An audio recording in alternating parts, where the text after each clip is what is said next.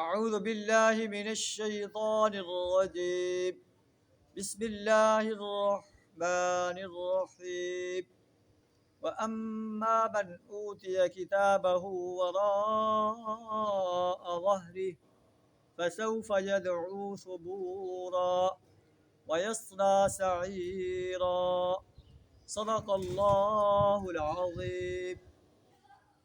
اور جس کا نامہ اعمال اس کی پیٹھ پیچھے دیا جائے گا وہ موت کو پکارے گا، وَيَصْلَى سَعِيرًا، اور بھڑکتی ہوئی آگ میں داخل ہوگا۔ اِنَّهُ كَانَ فِي أَهْلِهِ مَسْرُورًا، وہ اپنے گھر والوں میں مگن تھا۔ اِنَّهُ ظَنَّ أَن لَّن يَحُورَ، اس نے سمجھا تھا کہ اسے کبھی اللہ کی طرف پلٹنا نہیں۔ بلا، کیوں نہیں، ان ربہ کان بہ بصیرا،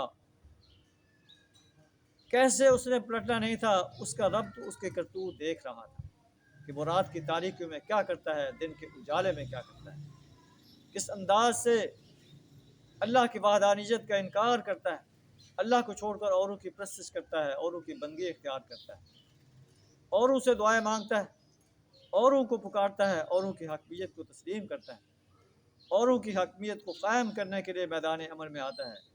بلا، کیوں نہیں، ان ربہ کان بہ بصیرا، بے شک اس کا رب اس کے کرتوت دیکھ رہا تھا۔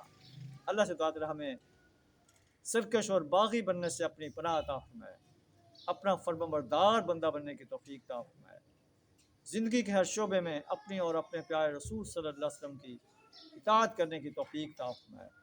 وآخر دعوانا الحمد للہ رب العالمین۔